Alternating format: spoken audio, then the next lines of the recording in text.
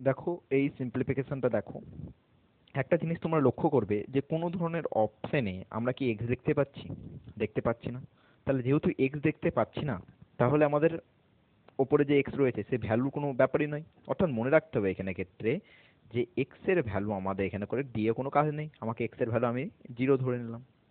X এর value আমি কি করে ফেললাম? জিরো ধরে নিলাম। এক্স এর ভ্যালু যদি জিরো ধরি, নাহলে ওপরকার সমীকরণে যদি এক্স এর ভ্যালু জিরো বসাই, নাহলে কি হচ্ছে? -9 ইন্টু -1 বাই -1/3 ইন্টু 1 ইন্টু, উপরে তো 9 থেকে যাবে, আর নিচে কি হবে? 1/3 ইন্টু 1।